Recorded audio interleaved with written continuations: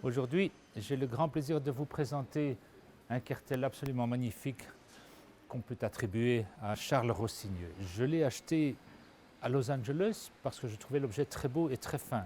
C'est un travail de sculpture absolument remarquable, mais quand il est arrivé ici, on a quand même voulu savoir d'où ça sortait, comment il était arrivé là, qui en était l'auteur.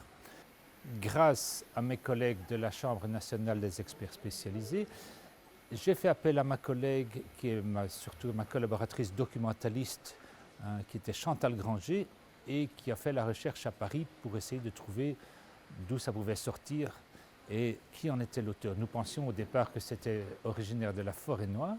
Et dans ces rencontres et dans ces recherches, elle a croisé un autre de nos membres qui est spécialiste dans les arts décoratifs de la fin du 19e siècle, qui est Olivier Hurstel.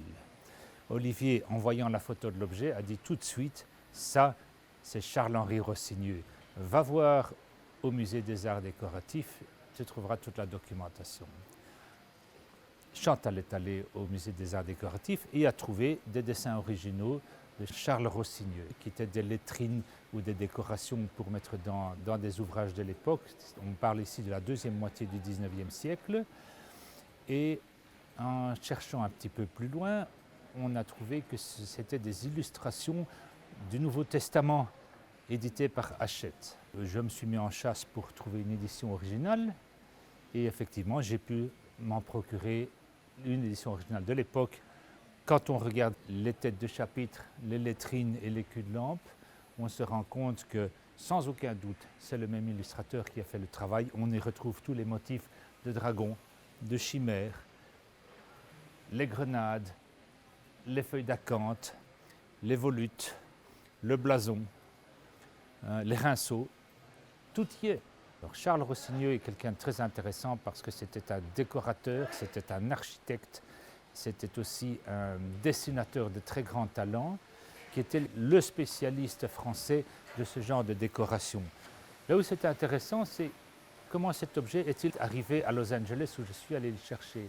Il se fait que Charles Rossigneux était l'illustrateur préféré de Hachette, qui était un éditeur. Hachette lui avait demandé de décorer l'intérieur de son nouvel hôtel de maître et toute une série d'objets qu'il a créés, et fort probablement celui-ci par la même occasion. Or, cet hôtel de maître a été vendu d'abord et démoli dans les années 1920, et une majorité des objets avaient été achetés par des décorateurs américains à l'époque qui désiraient meubler les grandes demeures de Los Angeles et de Hollywood, ainsi que de créer tous les sets de films de l'industrie du cinéma naissante. Mon rêve, c'est d'un jour retrouver cet objet comme décor d'un film des années 20, mais ça, je dirais que c'est un rêve peut-être illusoire. Toujours est-il que c'est fort probablement comme ça qu'il est arrivé à Los Angeles, et c'est comme ça que j'ai pu le trouver, l'acquérir et le ramener ici. C'est en fait une vraie découverte et un vrai travail de détective fait par les experts de notre chambre. C'est une collaboration entre nous quatre. C'est pour ça que je le présente aujourd'hui. Charles Rossigneux, grand cartel en bois, 1,50 m de haut, et avec tous les décors qui vont avec. En tant qu'expert associé à la Chambre de la CNES, en fait, je suis restauratrice du patrimoine.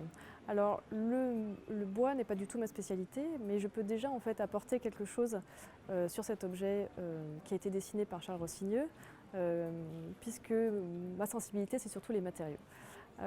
Alors, qu'est-ce qu'on voit en fait chez Charles Rossigneux, c'est que effectivement, c'était un architecte et il avait une très bonne conscience justement de la matérialité et des possibilités en fait, de chaque matériau. Et ici, en l'occurrence, sur ce cartel, on voit justement un travail de plein et de déliés et même des points tout à fait très fins dans le noyer qui sont encore tout à fait structurellement stables et qui dénotent en fait sa bonne connaissance des matériaux.